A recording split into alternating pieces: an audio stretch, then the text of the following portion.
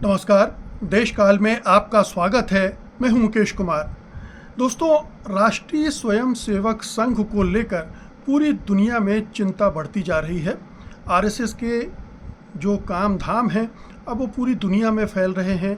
भारत में वो क्या कर रहा है, उसके संगठन क्या कर रहे हैं, और विदेशों में जो उसने अपना जाल फैला रखा है वो उनके ज़रिए क्या करने जा रहा है या क्या कर रहा है, अभी तक उसने क्या किया है। इसी से ये जानकारी भी निकल कर आई है कि आरएसएस के 38 देशों में 2500 से ज़्यादा संगठन हैं जो कि आरएसएस की आइडियोलॉजी, आरएसएस के सोच विचार, आरएसएस के काम करने के तरीक़ों पर काम करते हैं।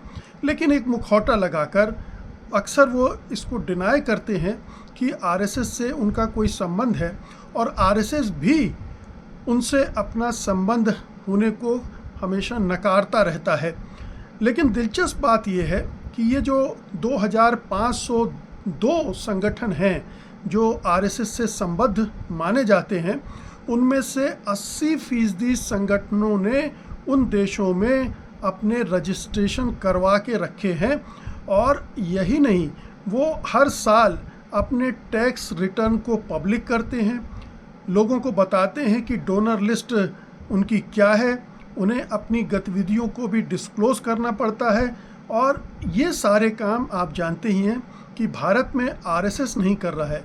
आरएसएस रजिस्ट्रेशन के नाम पर बहानेबाजी कर रहा है, कानून की कुछ कमज़ोरियां हैं उनका फ़ायदा उठाना चाहता है और अपने आप को छिपा कर काम कर रहा है, जानकारी देने से कतराता है, ट्रांसपेरेंसी दिखाने से कतराता है। लेकिन विदेशों में चूंकि कानून बहुत सख्त हैं, इसलिए उन्हें उन कानून के दायरे में काम करना पड़ता है, और इसीलिए वो उस तरह से काम नहीं कर पाते जिस तरह से भारत में आरएसएस करता है। आरएसएस तो खुल्लम खुल्ला हिंदू मुसलमान करता है, हिंदू राष्ट्र की बात करता है, हिंदू के सुप्रीमेसी की बात करता है कि वही सर्वश्रेष्ठ हैं, और एक तरह से मेजॉरिटेरियनिज्म का वो प्रचार करता है कि हिंदू चूंकि संख्या में ज़्यादा हैं इसलिए उन्हीं का राज कायम होना चाहिए, बाकी को दोयम दर्जे का नागरिक होना चाहिए। तो आरएसएस के बारे में मुझे आपको ज़्यादा बतलाने की ज़रूरत नहीं है। लगातार हम लोग इस पर बात करते रहे हैं, पूरे देश भर में चर्चा होती रही है।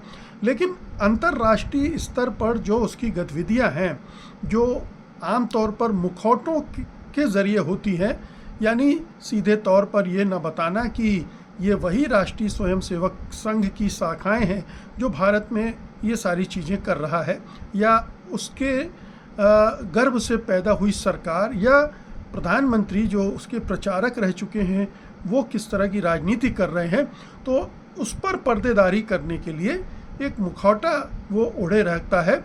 लेकिन ये ज़रूर है कि उन देशों में इसको लेकर अब जागरूकता बढ़ रही है और इन संगठनों पर अब ज़्यादा निगरानी रखी जा रही है। तो पहले तो मैं बता दूं कि एक जो मैंने बताया कि 38 देशों में 2502 शाखाएं हैं। अमेरिका का एक उदाहरण मैं आपको दे सकता हूं, जहां पर स्पष्ट आंकड़े हमारे पास हैं। अमेरिका में 107 संघ से संबद्ध संगठन काम कर रहे हैं।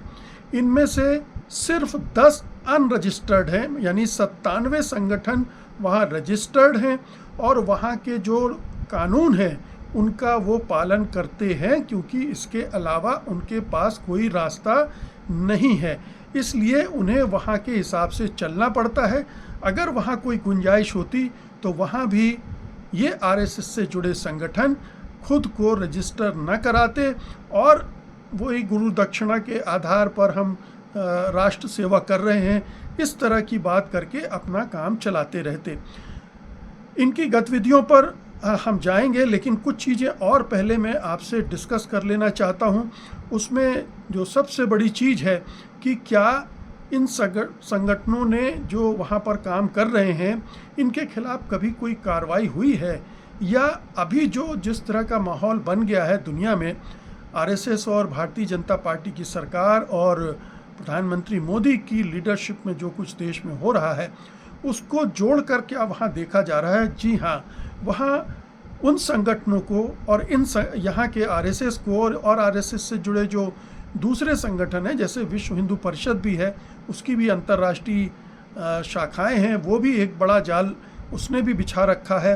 तो इन सब पर अब तमाम देशों में बड़ी कड़ी निगरानी रखी जाने लगी है कि इन संगठनों पर ध्यान रखना चाहिए, क्योंकि ये इस तरह की गतिविधियां चला रहे हैं जो कि उन देशों में भी दिक्कतें खड़ी कर सकती हैं। मसलन अमेरिका में तो जो US commission on international religious freedom है, वो भारत के आरएसएस को के बारे में बार बार टिप्पणी करता रहता है और उस पर टारगेटेड सैंक्शन लगाने की बात करता है, उसकी जो प्रॉपर्टीज़ हैं अमेरिका में उनको जब्त करने की बात करता है, उनके प्रवेश को प्रतिबंधित करने की बात करता है, सिफारिश की है बाकायदा इसमें। और ये भी वो बराबर कहता रहा है कि भारत में धार्मिक स्वतंत्रता उल्लंघन हो रहा है और उसके पीछे आरएसएस है। इसी तरह अब ये और बात है कि ये सिफारिशें लागू नहीं हुई हैं, अमेरिका बड़ा नाप तोल के अपने व्यापारिक हितों को देखता है, इसलिए वो इस पर काम नहीं कर रहा है। इसी तरह से वहाँ एक CSRR की रिपोर्ट आई थी 2025 में, HSS VHP है जो विश्व हिंदू परिषद का अमेरिकन ऑर्गेनाइजेशन है, OFBJP आदि को Hindutva in America a threat to equality and religious pluralism बताया गया था।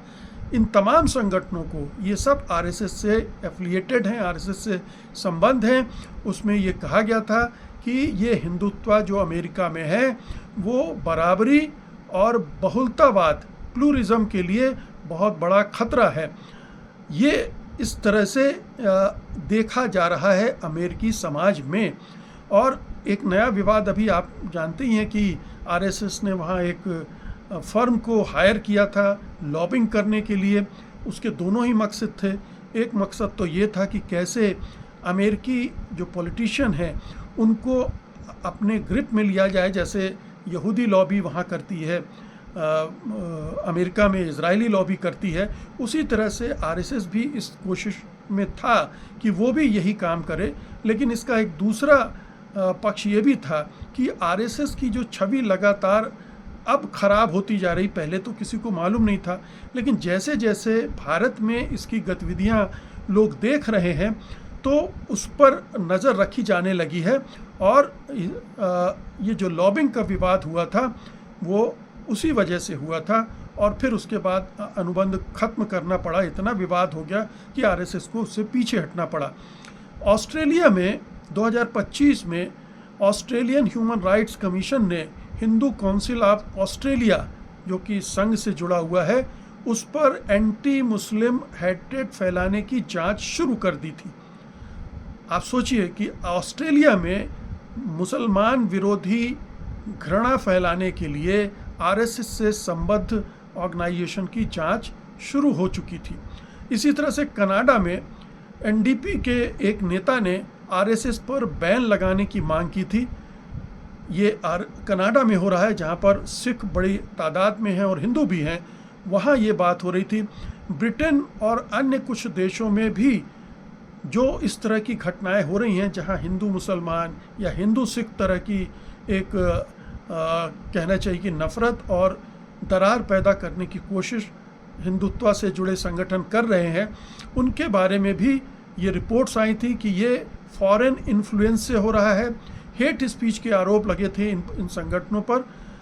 ये और बात है कि कोई बड़ी कार्रवाई नहीं हुई है। तो अंतर्राष्ट्रीय मीडिया में ज़बरदस्त आलोचना हुई है, लगातार हो रही है, उसे एक थ्रेट, एक खतरे के रूप में देखा जा रहा है।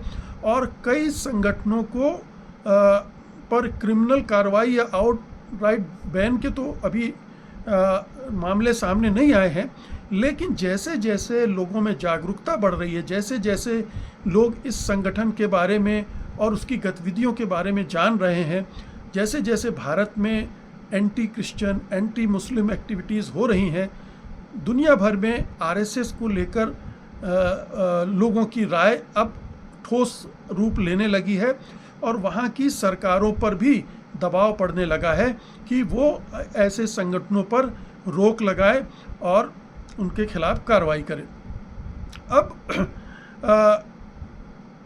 जो अमेरिका में या दुनिया भर में जो आरएसएस का जो संगठन है वो हिंदू सेवक संघ एचएसएस के नाम से जाना जाता है।